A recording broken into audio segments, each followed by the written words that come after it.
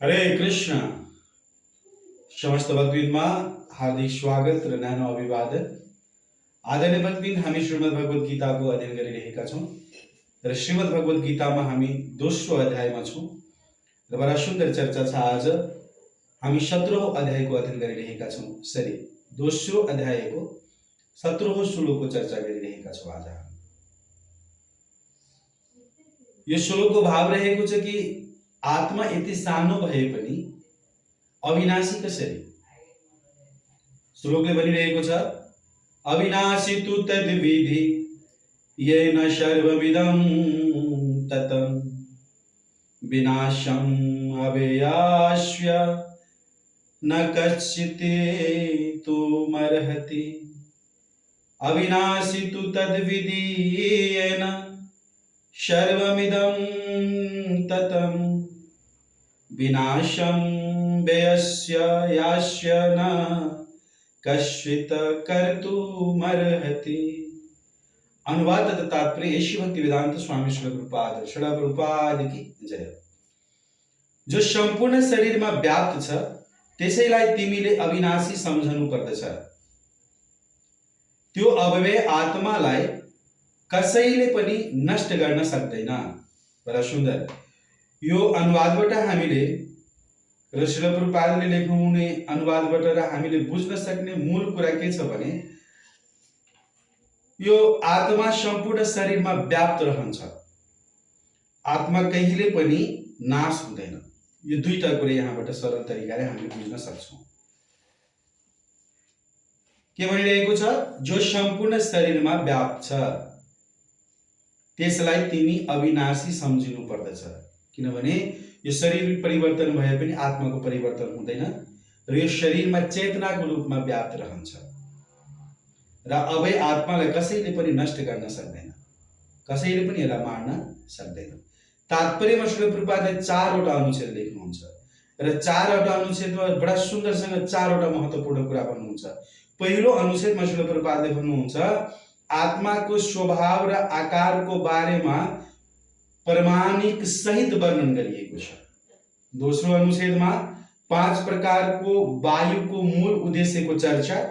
तेस्रो अनुच्छेदमा आत्माको प्रभाव र औषधि विज्ञानको आकलनको चर्चा र चौथो अनुच्छेदमा आत्मा सर्वव्यापक तत्त्व हो, यसको परिमाणिक भन्नुहुन्छ।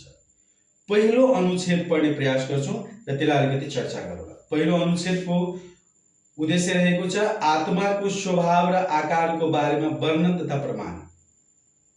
श्रील प्रभुपादले भन्नुहुन्छ यस श्लोकले सम्पूर्ण शरीरमा फैलिएर रहेको आत्माको स्वभावलाई अझ स्पष्टसँग व्याख्या गरेको छ।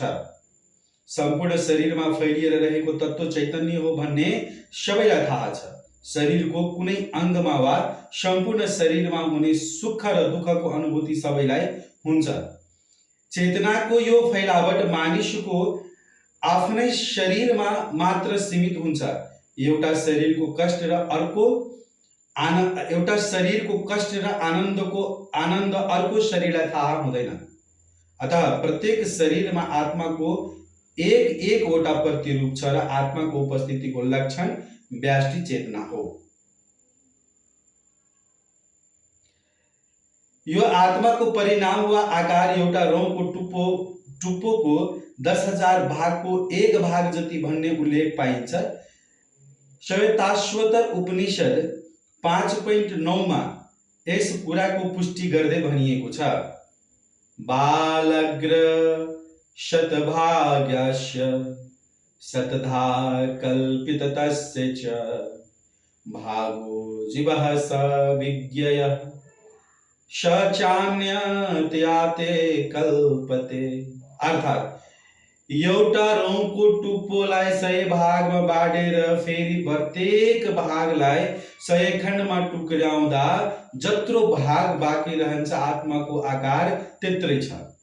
यसैगरी निम्नलिखित श्लोक पनि यही भनेको छ, केशाग्र शतभागस्य शतांश सादृश्यात्मकः जीव सूक्ष्म स्वरूपयम् संख्यम यातितो हि चित्तकनः।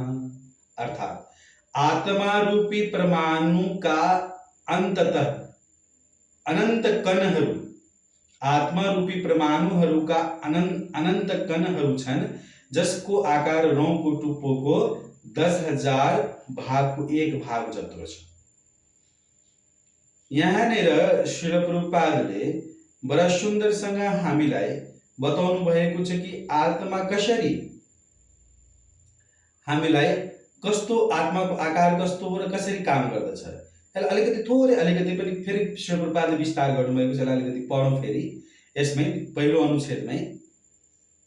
आत्मा अथवा आत्माको व्यष्टि अंश भनेको एउटा आध्यात्मिक परमाणु हो। यो परमाणु भौतिक परमाणु भन्दा पनि सानो छ र यस्ता परमाणुहरू असंख्य छन्।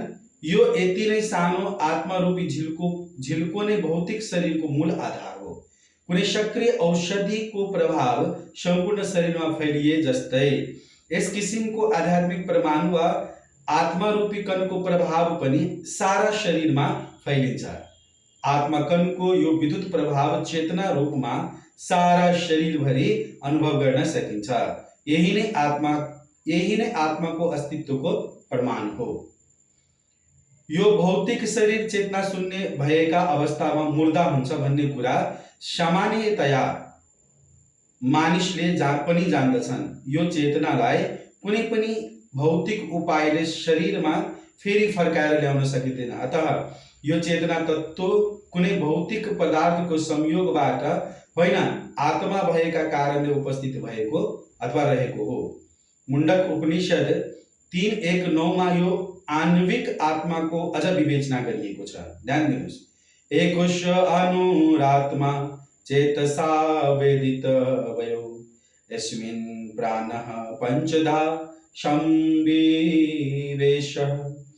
प्राणैश्चितं सर्वमोतं प्रजानां यस्मिन् विशुद्धे विवत्स्य आत्मा। अर्थात आत्मा आकारमा परमाणु तुल्य छ र यसलाई परिपूर्ण बुद्धिले मात्र जान्न वा देख्न सकिन्छ। यो अणु आत्मा 5 प्रकारका वायुहरू प्राण, अपान, व्यान, समान र उद्दानमा तैरिरहेको हुन्छ। यो हृदयभित्र विद्यमान छ र देहधारी जीवात्माका सम्पूर्ण शरीरमा आफ्नो प्रभाव फैलिरहेको छ। यी 5 प्रकारका वायुहरूको कल्मशबाट शुद्ध भएपछि मात्र आत्माको आध्यात्मिक प्रभाव प्रदर्शित हुन्छ। श्री प्रभुपादले बडा सुन्दरसँग यो पहिलो अनुच्छेदमा पहिलो कुरो बताउनुहुन्छ। यो श्लोक आत्माको विशेष चर्चा गरिएको छ। आत्माको विशेष चर्चा के हो भने आत्माको वास्तविक आकार र वास्तविक प्रकारको रूपमा चर्चा गरिरहेका छन्। दोस्रो कुरो हरेक शरीरमा रहेको आत्माको अस्तित्वको वर्णन। हरेक शरीरमा के छ त आत्मा व्यक्तिगत छ। कस्तो व्यक्तिगत? मलाई भएको सुख अथवा आनन्द र मलाई भएको दुःखले अरूले जान्न सक्दैन। उदाहरणको लागि हामी हेर्छौँ कि एउटा काँडा तपाईको कुनै औँलामा घोचियो, त्यसको प्रभाव अथवा त्यसको प्रक्रिया हाम्रो सम्पूर्ण शरीरमा पर्दछ, तर अरू व्यक्तिलाई थाहा हुँदैन त्यो। यही कुरा श्री प्रभुपादले भन्नुहुन्छ। अनि अर्को आत्माको आकार के आकार छ त? आत्माको आकार एउटा रौँको टुप्पोको 10,000 भागको 1 भाग हुन्छ।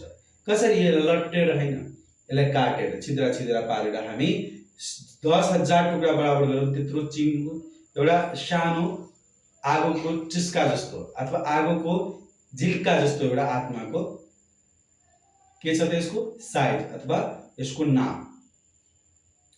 यहाँ शाश्वतर्ष उपनिषद 5:9 को वर्णन जो गरिएको छ, के गरिएको छ त? केशा आग्र शतभाग्यश शतांश साद्रिकात्मकं जीव सूक्ष्म स्वरूपायं सख्यातितो हि चित्तकणः। अर्थात आत्मा रूपी परमाणुहरूका अनन्त कणहरू जसको आकार रौँको टुप्पोको 10,000 भागको 1 भाग जत्रो छ। आत्माको व्यष्टि अंशको विशेषता यहाँ के गरिएको छ भने आत्माको व्यष्टि अंश भनेको के हो त? यो परमाणुमा रहेको अथवा यो परमाणु भौतिक परमाणुभन्दा सानो छ, यस्ता परमाणु असंख्य छ। यो अति नै सानो आत्मरूपी झिल्को नै भौतिक शरीरको मूल आधार हो। र यो व्यष्टि आत्मा किन भनियो भने यो आत्माले एक प्रकारको व्यक्ति अथवा एउटा शरीरको बारेमा मात्रै थाहा पाउँदछ, अरूले अनुभव गर्न सक्दैन। त्यही कुरा। अर्को कुरा, शरीरको मूल आधार के हो त? आत्मा अथवा आत्माको झिल्को। किनभने जबसम्म आत्माको उपस्थिति रहन्छ तबसम्म मात्रै हामी चेतनाको ख्याल गर्छौँ अथवा चेतनामा हुन्छौँ। अर्को कुरो छ औषधिको फैलावटको उदाहरण। औषधिको फैलावटको उदाहरण के रूपमा देख्न सकिन्छ भने यहाँ दुईटा कुरा छ, औषधि र विद्युत। विद्युतको प्रभावलाई हामी देख्न सक्दैनौँ, औषधिको प्रभावलाई पनि हामी देख्न सक्दैनौँ, अनुभव गर्न सकिन्छ। यो बत्ती बलिरहेको छ, अब यहाँ हावा चलिरहेको छ, यसलाई हामी अनुभव गर्न सक्छौँ, त्यही भएर देख्न सक्दैनौँ। आत्मा अस्तित्वको प्रमाण जुन छ त्यो अस्तित्वको प्रमाण के हो त? यहाँनिर श्रील प्रभुपादले जुन मुण्डक उपनिषदको चर्चा दिएर भन्नुभएको छ त्यो के हो त? आत्मा आकारमा परमाणु तुल्य छ र यसलाई परिपूर्ण बुद्धिले मात्र जान्न वा देख्न सकिन्छ। यो अणु आत्मामा 5 प्रकारका वायुहरू छन्। के भनेको छ त? आत्मा आकारमा परमाणुको तुल्य छ र यसलाई परिपूर्ण बुद्धिले, परिपूर्ण बुद्धि भनेको भगवानले भन्नुहुन्छ सततम कीर्तयन्तो माम एतद् सच्चैर्निवर्ता। अगाडि भन्नुहुन्छ तेषां सततयुक्तानां वस्तां प्रतिपूर्वकं ददामि बुद्धि योगम तम येन माम उपपद्यते। भगवानले नै बुद्धि प्रदान गर्छ, जसलाई दिव्य ज्ञान हृदय प्रकाशित जुन गुरु परम्पराबाट प्राप्त गर्दछ। त्यो ज्ञान भनेको परिपूर्ण ज्ञान हो। एवं परम्परा प्राप्तम, यो ज्ञानलाई चाहिँ परिपूर्ण भन्छ। किन? सम्प्रदाय, प्रामाणिक सम्प्रदायबाट आएको ज्ञान भएको कारणले गर्दाखेरि। त्यो ज्ञान नभइन्जेलसम्म हामीले वास्तवमा परिपूर्ण बुद्धिमा नहुन्जेलसम्म हामीले आत्माको अस्तित्वलाई स्वीकार गर्न अथवा आत्माको अस्तित्वलाई बुझ्न सक्दैन। अगाडि बडा सुन्दरसँग 5 वटा वायु, प्राण, अपान, व्यान, समान र उदान, यो 5 वटा वायुको चर्चा बडा सुन्दरसँग विस्तारमा गर्न सकिन्छ। तर छोटो सानो रूपमा म तपाईहरुलाई सुनाउने प्रयास गर्दछु। प्राणको अर्थ हो यो कण्ठदेखि छातीसम्मको अथवा यो बीचको प्राणायाम भागलाई चाहिँ हामीले के भन्छ त? प्राण। यहाँ प्राण हुन्छ है।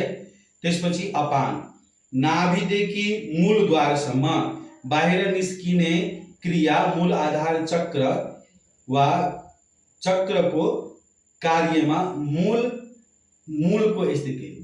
हामीले जुन चक्र हुन्छ यो नाभिदेखि मूल चक्र भनेको जुन हाम्रो मलद्वार तथा मूत्रद्वार हुन्छ त्यसलाई भन्छ। सम्मान भनेको छातीको भागदेखि नाभिसम्मको मणिपुर क्षेत्र पनि यो भागमा छ। प्राण र अपानलाई मिलाउने कार्य केले गर्दछ त? सम्मानले गर्दछ। अर्को छ उदान, हरेक इन्द्रियलाई कार्यमा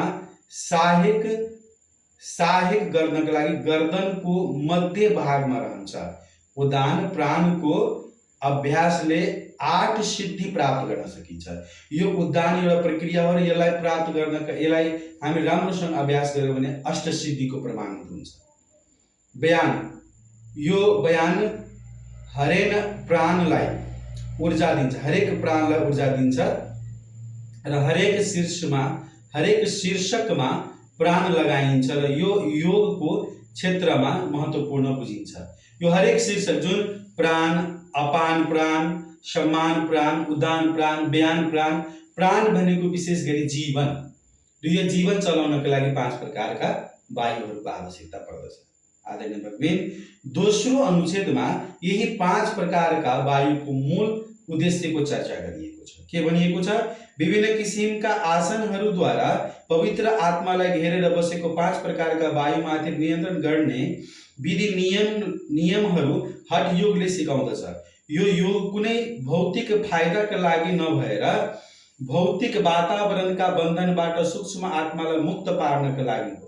अतः अनु आत्माको अवस्थालाई सबै वैदिक साहित्यहरूले स्वीकार गरेका छन् र सन्त पुरुषहरूले व्यावहारिक अनुभवद्वारा यसको प्रत्यक्ष अनुभूति पनि गरेका छन्। केवल ज्ञानी व्यक्तिले मात्र यो आणविक आत्मालाई सर्वव्यापी विष्णु तत्त्वका रूपमा सोच्न सक्दछन्। बडा सुन्दर गोस्वामी प्रपातले भन्नुहुन्छ। विशेष गरी के भन्दै हुनुहुन्छ भने सूक्ष्म आत्मालाई मुक्त पार्नेको लागि उपाय के हो त? त्यसलाई बुझ्नुहोस्। सूक्ष्म आत्मालाई मुक्ति दिनको लागि अथवा मुक्त पार्नको लागि हामीले के गर्नुपर्दछ त? प्राण वायु, जुन 5 वटा प्राण वायुको त्यसलाई मजाले राम्रोसँग अभ्यास गर्नुपर्दछ र शरीरमा आफ्नो धारण गर्नुपर्दछ। त्यो भन्दा पनि चैतन्य महाप्रभुले भन्नुहुन्छ हरेर नामै कैवलम, भगवानको नामद्वारा यो कलियुग मात्र के हो त? हरेर नामै कैवलम, हरिको नामद्वारा पनि हामी यो आत्मालाई मुक्त गर्न सक्दछौँ। अर्को ज्ञानीको ठाउँमै आत्माको सम्बन्धमा के छ त? ज्ञानीको ठाउँमै जुन आत्माको सम्बन्धमा छ त्यो के हो त? मानिसले आणविक आत्मालाई विष्णु तत्त्वको रूपमा जान्दछ। यो ज्ञानी ज्ञानीको त जसले भगवानको तत्त्वलाई बुझ्ने प्रयत्न गर्दछ। भगवानले भन्नुहुन्छ आर्तो जिज्ञासु अर्थात् ज्ञानी च दृश्य। ज्ञानी व्यक्ति पनि भगवानसँग चाहिँ केही अभिलाषा लिएर जान्छ। त्यो व्यक्तिले वास्तव भगवानलाई जान्न खोजेको हुन्छ। तेस्रो अनुच्छेदमा श्री प्रभुपादले बडा सुन्दरसँग यो कुरालाई अझ स्पष्ट बताउनुहुन्छ र भन्नुहुन्छ आत्माको प्रभाव तथा औषधि विज्ञानको आकलनको चर्चा गरिएको छ। के छ त यो? अनु आत्माको प्रभाव सम्पूर्ण शरीरमा फैलिन सक्दछ। मुण्डक उपनिषद अनुसार यो अनु आत्मा हरेक जीव आत्माको हृदयमा विद्यमान छ। ध्यान दिनुहोस्। र यो अनु आत्माको परिणाम भौतिक वैज्ञानिकहरूको मूल्याङ्कन क्षमताभन्दा पर रहेको हुनाले तिनीहरूमध्ये केही आत्मा छँदै छैन पनि भन्दछ। यो व्यष्टि अनु आत्मा निसन्देह परमात्माका साथ हरेकका हृदयमा अवस्थित छ। बडा सुन्दर कुरो। त्यसैले शारीरिक गतिविधिका सबै शक्तिहरू शरीरको यही स्थानबाट उत्पन्न भइरहन्छ। हो, हरि बोल। फोक्सोबाट अक्सिजन लिएर जाने स्थानबाट उत्पन्न भइरहन्छ। फोक्सोबाट अक्सिजन लिएर जाने रक्तकणहरूले आत्माबाटै शक्ति सञ्चय गर्दछन्। आत्मा आफ्नो स्थितिबाट बाहिर निस्केपछि रक्त उत्पादन र विलयनको प्रक्रिया पनि स्वतः बन्द हुन्छ। औषधि विज्ञानले राता रक्तकणहरूको महत्त्वलाई स्वीकार गर्दछन्, तर शक्तिको स्रोत आत्मा हो भन्ने निश्चय गर्न सक्दैन। औषधि विज्ञानले शरीरका सम्पूर्ण शक्तिहरूको आसन हृदय नै हो भन्ने कुरा मान्दछ। अब यहाँनिर बडा सुन्दर कुरो श्री प्रभुपादले भन्दै हुनुहुन्छ कि आत्मा कसरी, आत्माको प्रभाव र औषधि विज्ञानको चर्चा भनेको आत्माको अस्तित्व के छ त? हर जीवनमा छ। जो हामी जीवित छौँ हामीमा आत्माको अस्तित्व अथवा आत्माको उपस्थित छ भन्ने जान्नु पर्दछ। दोस्रो कुरो, आत्माको स्थान कहाँ हो त? आत्मा कहाँ बस्दछ त? हृदयभित्र। त्यही भएर भन्छ हृदय प्रकाशित। मनले बुद्धि र बुद्धिले हृदयलाई दिन्छ र त्यसपछि आत्माले त्यो चिज पाउँदछ छानेर। अगाडि भन्नुहुन्छ औषधि विज्ञानको छनौट अधुरो। किनभने सानो उदाहरण सम्झ्यौँ। हामीले औषधि विज्ञानको उदाहरण दिएर किन कुरा बुझ्न सक्दछौँ भने यो अधुरो किन हो भने यो चाहिँ पूर्ण व्यक्तिले गरेको हुँदैन। जुन 4 प्रकारको दोषको चर्चा गरिन्छ नि, त्यही व्यक्तिले त्यो छनौट गरिरहेको हुन्छ। तर त्यसलाई सर्च गरेको होइन, त्यसलाई के गरेको त? रिसर्च गरेको। रिसर्च गर्दा हुन्छ भएकै चिजलाई नाम दिने। हाम्रो शरीर उत्पन्न हुन्छ र बल्ल हाम्रो शरीरको नाम दिइन्छ। पानीको के हो रसायनिक सूत्र? H2O। त्यही भएर पानी पहिला H2O पछि आयो। यो कुरालाई बुझ्न सक्नु पर्यो। त्यही भएर औषधि विज्ञानको जुन छनौट छ त्यो अधुरो हुन्छ, आधा हुन्छ। अन्तिममा कन्क्लुजनको रूपमा चौथो प्याराग्राफमा अथवा चौथो अनुच्छेदमा श्री प्रभुपादले आत्मा सर्वव्यापक तत्त्व हो भन्ने कुराको चर्चा गर्नुहुन्छ। यहाँ भन्नुहुन्छ पूर्ण आत्माका यस्ता अणुहरूको तुलना सूर्य किरणका अणुसँग गर्न सकिन्छ। सूर्य किरणमा असंख्य प्रकाशवान कणहरू हुन्छ। यसैगरी परमेश्वरका खण्ड अंशहरू उहाँकै किरणका अणु झिल्का हुन् जसलाई पराशक्ति वा प्रभाव भनिन्छ। अतः कसैले वैदिक ज्ञान अथवा भौतिक विज्ञानलाई अनुसरण गरोस् उसले शरीरमा आत्माको अस्तित्वलाई नकार्न सक्दैन। आत्माको यस विज्ञानको स्पष्ट व्याख्या स्वयं भगवानले भगवत गीतामा गर्नुभएको छ। के भन्नुहुन्छ त यहाँनिर बडा सुन्दरसँग 3-4 वटा कुरा। पहिलो कुरो, आत्मा सूर्य किरण जस्तै व्यापक छ। आत्मा जबसम्म रहन्छ यो शरीर एक प्रकारको प्रकाशित रहन्छ। दोस्रो, भगवानकै अंश आत्मा हो। भगवानले भन्छ मामे वंश जीवलोक जीवभूत सनातन। यति मात्र हैन, 13औं अध्यायमा भन्नुहुन्छ यो उपद्रष्टा अनुमन्ता च भर्ता भोक्ता महेश्वर। परमात्मा उपद्रष्टा भएर आत्मासँग बस्नुहुन्छ। पराशक्ति वा प्रभाको मतलब के हो त? यो परमेश्वरका खण्ड अंशहरू उहाँकै किरणका अनुझिल्का हुन्। यसलाई चाहिँ प्रभा अथवा पराशक्ति भनिन्छ। आत्माको अस्तित्वको व्याख्या यस शास्त्रमा गरिएको छ। कहाँ? जुन शास्त्र अध्ययन गरिरहेका छौँ, जुन भाग अध्ययन गरिरहेको छौँ, दोस्रो अध्यायको 11औं श्लोकदेखि 30औं श्लोकसम्ममा विशेष गरी आत्माको र शरीरको बारेमा विश्लेषण र आत्माको विशेषताहरूको बारेमा पनि विश्लेषण गरिएको छ। आदरणीय यो बसाइमा हामीले आज चाहिँ आत्माको मूल ध्येय अथवा यो सानो भए पनि आत्मा किन यस्तो अविनाशी छ त? किनभने यो भगवानसँग प्रत्यक्ष सम्पर्कमा रहन्छ, परमात्मासँग प्रत्यक्ष सम्पर्कमा रहन्छ र उहाँले भनेकै अनुसारले आफ्नो कार्य र विधि गर्दछन्। त्यही भएर उहाँलाई चाहिँ के भनियो त? आत्मा सानो भए पनि अविनाशी। हामी जीव सानो हुन्छौँ, हामी पनि अविनाशी हौँ, सच्चिदानन्द हो। कुन अर्थमा? जब भगवानको सेवामा आफ्नो इन्द्रियलाई आफूलाई लाउँछौँ। जसरी महाराज अमृतले आफ्नो समस्त इन्द्रियलाई लाउनु भएको थियो, त्यही प्रकारले हामीले पनि केही न केही प्रकारमा हामीले भगवानको सेवामा लगाउनु पर्दछ। मूल ध्येय यही हो। र आजको श्लोकले भनिरहेको छ कि विशेष गरी आत्माको अस्तित्व, आत्माको आकार के हो त? आत्माको आकार हाम्रो केशको अथवा रोमको 10,000 गुणा बराबरको 1 गुणा बराबर एक अंश हो। आदरणीय यो बसाइ यो छायामा के गल्ती भइदिए तपाईहरु माफ गर्नुहोला र राम्रो लागे तपाईहरुले लाइक गर्नुस्, शेयर गर्नुस्, सब्स्क्राइब गर्नुस्। यही मार्फतबाट आशीर्वाद दिनुस्। के सुझावहरू तपाईले राख्न सक्नुहुन्छ। श्रीमद् भगवत गीता यथारूप की जय। श्रील प्रभुपाद की जय। परम पूज्य गुरु महाराज की जय। निताय गौर प्रेमानंदे। हरि हरि बोल।